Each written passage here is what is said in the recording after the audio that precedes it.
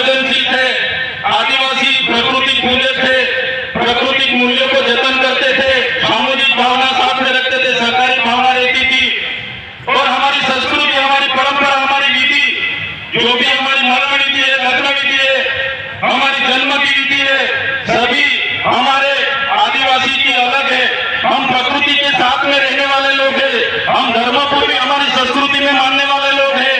तो आपने देखा होगा, आगे की वक्ताओं ने बताया कि जब भी इस देश में नए नए धर्म आए, वो चाहे हिंदू हो, मुस्लिम हो, सिख हो, ईसाई हो, बौद्ध हो, जैन हो, सभी धर्म आदिवासी के बाद इस धरती पर आए हैं। और हिंदू जैसे धर्म ने तो हमारे समाज में आपको पता होगा कि वर्ण व्यवस्था प्रथा रखी थी कि भाई पहले ब्राह्मण होगा, बाद में क्षत्रिय होगा, वैश्य होगा, शूद्र में हमारे लोगों को माना जाता था। हमारे आदिवासियों को 5000 सालों से हमारी गिनती शूद्र में होती थी। हमको शिक्षा लेने का अधिकार नहीं था, हमको कहीं भी जाने का अधिकार नहीं था। बाद में आपने देखा होगा, इसी हालत में भी देश की आजादी में हमारे कई सारे स्वतंत्र सेनानी लड़े, हमारे क्रांतिकारी लड़े, हमारे पूर्वज लड़े।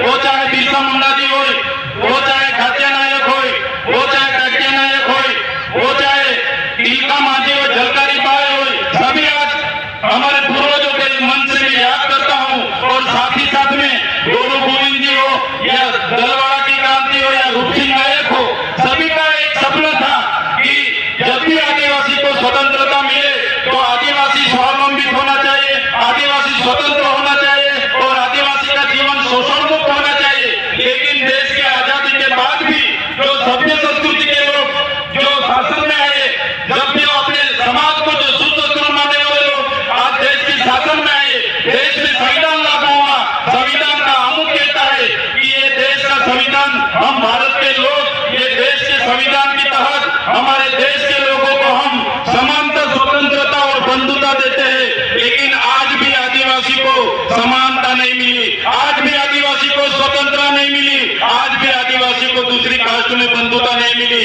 इसलिए हम कहना चाहते हैं, हम कई सारे कार्यक्रम करते हैं और कई सारे मंच पर भी हमारी व्यक्तिगत बात हम रखते आ रहे हैं। आज भी हम इस मंच से रखेंगे, जब तक आदिवासी को स्वायत्त राज नहीं मिलेगा, आदिवासी का अपना स्वतंत्र राज नहीं होगा, तब तक ये सरकारों में आदिवासियों का विकास होने वाला नहीं है।